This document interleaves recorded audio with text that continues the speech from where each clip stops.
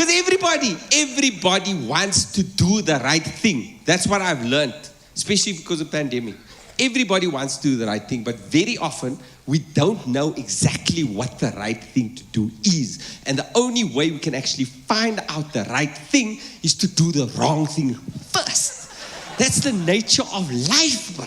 Like in humans, we have guidance systems, voices in our head that conflict, right? Now, from a spiritual perspective, for example, you have your animal self. We call it your nafs, which is a voice in your head like Trump, right? Like if there's a burger over there, this voice will go, just eat the burger, folks. You know you want the burger. It's a fantastic burger. The burger's a great friend of mine. It's your burger. You got to build a wall around the burger. It's a fantastic burger. You know you want it. Right? And there's another voice in your head, right? Your rationality or your akal, your rational mind, which is a voice like Obama, which will say, well, studies have shown foods rich in trans fats, saturated fats, could increase the risk of cardiovascular disease. Shut the hell up, Obama. Shut up, just grab the burger by the buns. You know you want the burger. Just have the burger. And there's another voice, right? Your qalb or your heart, which be a voice like Madiba. Take the burger. But then give the burger to someone less fortunate. Give the burger to a beggar.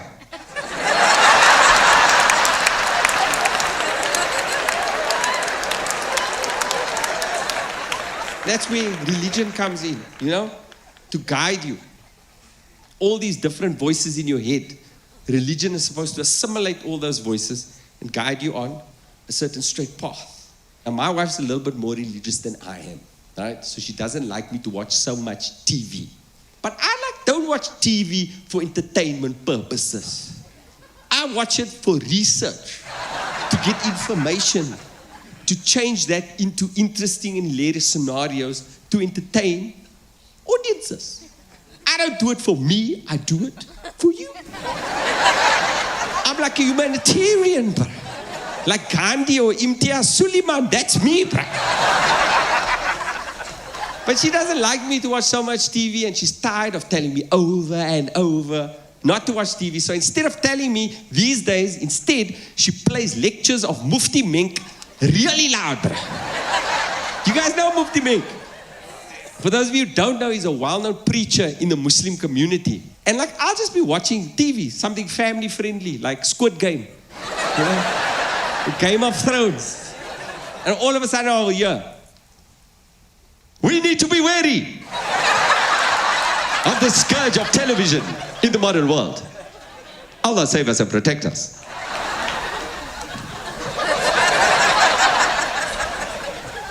Okay, babe, I'll turn the TV off. Because Mufti Menk is a normal guy. He's got his own family. I always wondered, like, does he ever get upset in his own house? You know, open up the cupboard. Who took my chipnicks? Who took my chipnicks? I was feeling for a delicious bowl of chipnicks. But then I saw it was almost asr, and I went to make asr. And when I returned, alas, my chipnicks was no longer here. And now I'm forced to have a bowl of Doritos. Allah save us and protect us. I was actually thinking of making my own Mufti Menk CD or memory stick secretly, you know, and sneaking it in with my wife's stash, you know. I've never listened to this lecture before. It is imperative that you massage your husband's feet and rub his aching muscles. And don't make him go shopping with you. These materialistic exploits distract us from what is important. Allah save us and protect us.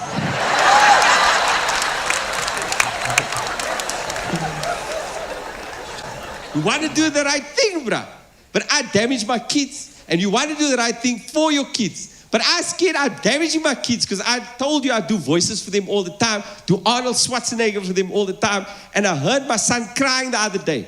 and I thought I heard Arnold Schwarzenegger come out while he was crying. You think I'm damaging the lighties? I'm just hearing.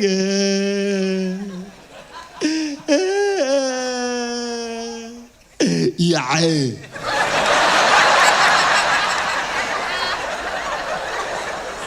Yeah. I go into the room like, my son, what's wrong? He's like, I can't see the TV. Samir, get down. Get down. Yeah. Yeah. I damaged them, bro. Like, there's a scene from Rocky 5 where Rocky has an argument with his adult son. And I used to do that whole scene, a very motivational scene, not for my adult son, but for my 4-year-old. I think I was messing him up, bro. Because he's just minding his own business, playing Lego, and I'll burst into the room. Do the whole speech like Rocky.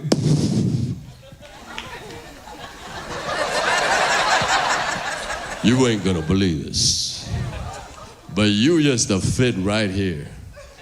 I just to hold you up, say to your mother, this kid is gonna be the best kid in the world. This kid is gonna be better than anybody ever knew. And you grew up good and wonderful. Every day watch you was like a privilege. But somewhere along the line, things changed. You stop being you. You start let people stick a finger in your face and tell you're no good. When things got hard, you start looking for someone to blame. Like a big shadow. Then I kneel down, stare in his eyes. Let me tell you something you already know. The world ain't all sunshine and rainbows. It's a very mean and nasty place. And I don't care how tough you think you are, it will beat you to your knees and keep it there permanently, living in it. Not you, not me, not anybody can hit as hard as life. But it ain't about how hard you can hit. It's about how hard you can get hit and keep moving forward. How much you can take and keep moving forward. That's how winning is done.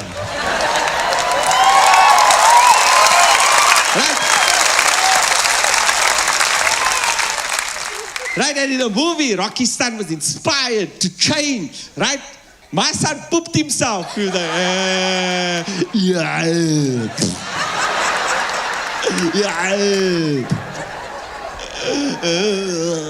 The baby came in, Allah save us and protect us. Damage them. Everybody wants to do the right thing, but what voice do you listen to? This is the thing. What voice do you listen to? Which voice was I listening to when I decided to give up medicine and do comedy? Right? Was it my animal self, my nafs? I'd like to think it was my qalb, my heart. It was definitely not my rational mind. People ask me why I gave up medicine to do comedy. I had a hectic experience as a young doctor. I did my internship at a place called Natalspruit Hospital. It was voted the worst hospital of all time in South Africa. Yeah, things kind of went down after I left, you know what I'm saying? It's one of those weird hospitals, dude, where the security guards used to check our car boots. They used to check the doctor's car boots before we used to leave the hospital. Like, we're gonna steal something. And there was no bloody equipment in the hospital. I'm like, bruh, what do you think I'm gonna steal? TB patients. That's all that's here. Open up the boot, there's Mr. Bashlangu. This is not a good doctor. This guy is no good. He said this was a CT scan. He said it was. I experienced hectic things as a young doctor in the ER. People used to put inanimate objects where the sun don't shine exceedingly frequently, boss. Like I saw horrible things 2 weeks in, coming from Cape Town. Dude came in with a golden delicious apple. He said it was a bath and he tripped. Golden delicious apple. I only have Granny Smith apples in my house now. We tried to remove the apple, it was neither golden nor delicious, bruh. Then it happened again, a couple of weeks later. This time with the aerosol can, bruh. An aerosol can. I remember it clearly. It was a Mr. Min aerosol can. It was the same, bruh. The same, bruh. Sid was in the bath and he tripped. Mr. Min aerosol can. And then we tried to remove the can and the cap stayed up there.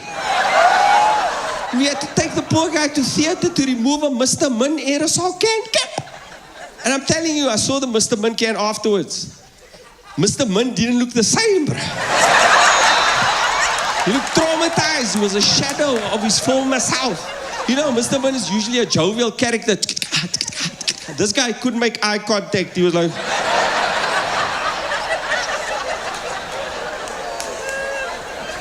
And then it happened one more time. This time with a light bulb, dude. A light bulb. You all, same bruh. Sitting in the bath and he tripped. Light bulb, right? But we only realized it was a light bulb when we put up the X-ray, dude. And that was a weird moment of cognitive dissonance. Because you're not expecting to see a light bulb in that position, bruh. It's confusing to the brain. It was weird, bruh. I can tell you, we put up the X-ray and honestly, it looked like a good idea and a bad idea.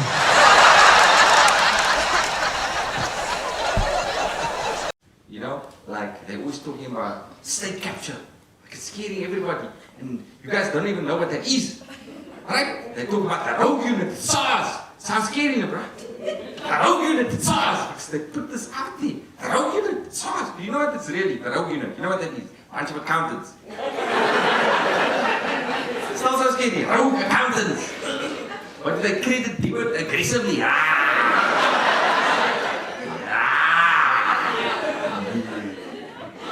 And do they get drunk on the weekends and then gang audit someone?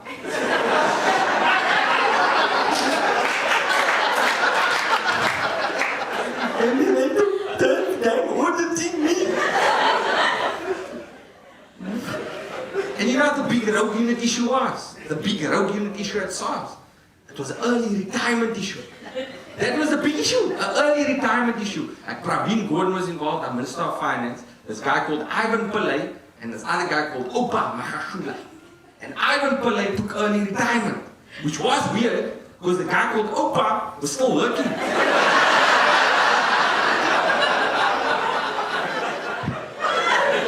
Should Opa take in the retirement?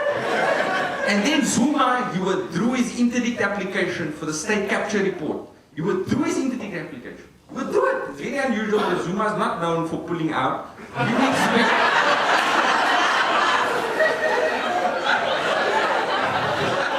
you didn't expect, you know? And Praveen Gordhan was involved in this whole thing, eh? Praveen Gordhan, our Minister of Finance.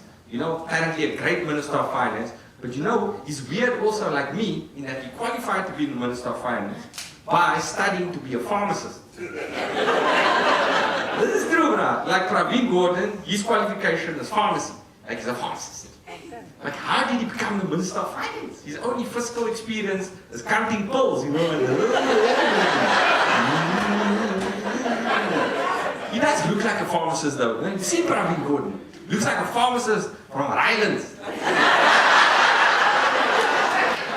Have you seen him? You can imagine him in one of those, you know, white coats with the short sleeves, those tight ones, you know, with the hairy forearms, chest hair, coming out. Sometimes you see the shape of the nipple underneath the neck there.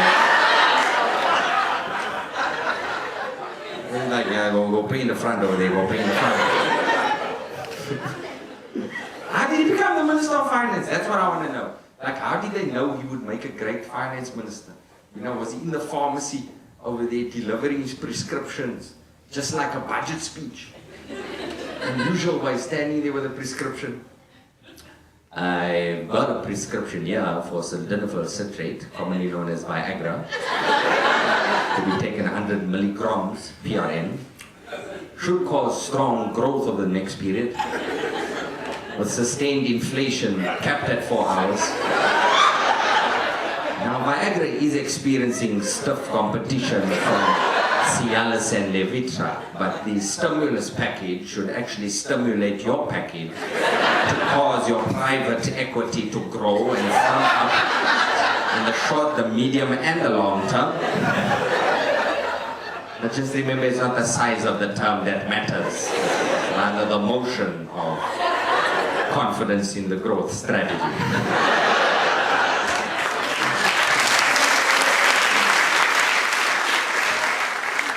How did that happen, dude? How? You know, and then, you know, they were going to charge Praveen Gordon. You know, they were going to charge him, and then our state prosecutor, you know, Sean Abrams came out there, and people weren't even listening to him because they were just focusing on his eyebrows. Did you see those things? They look like hairy ones, man.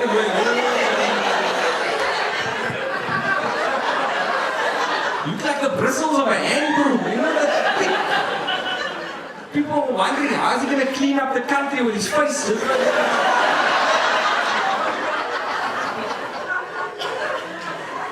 And they were going to charge him, eh? They were going to charge him, and this guy called Flock Symington saved the day.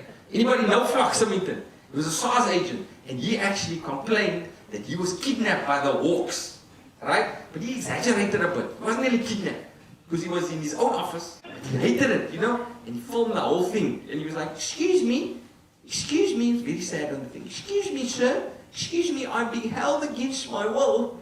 Excuse me, sir, why can't I leave? I'm being held against my will.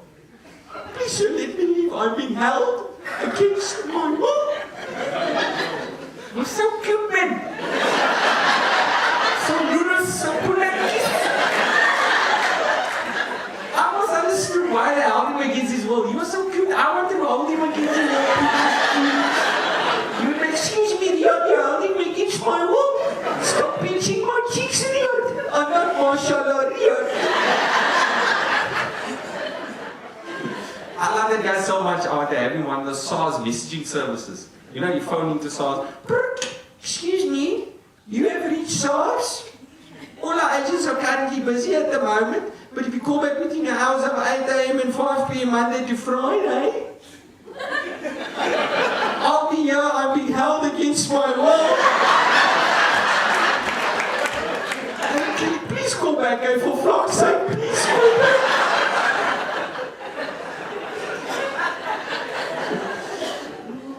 They exaggerate things too much, man. They make this rogue unit seem like the A-team people.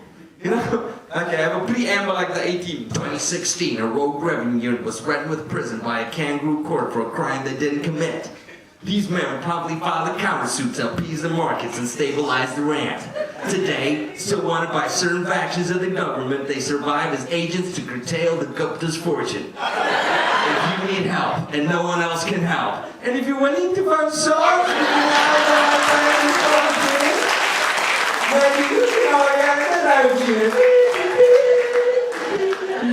you might zoom out to infiltrate that message, right? Phone into SARS.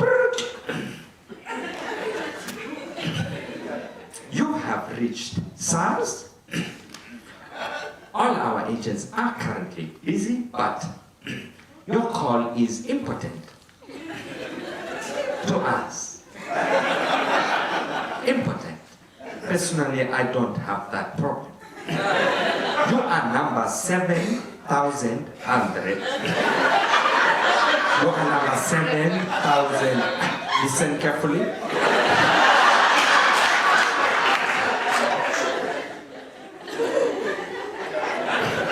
You are very far from the front of the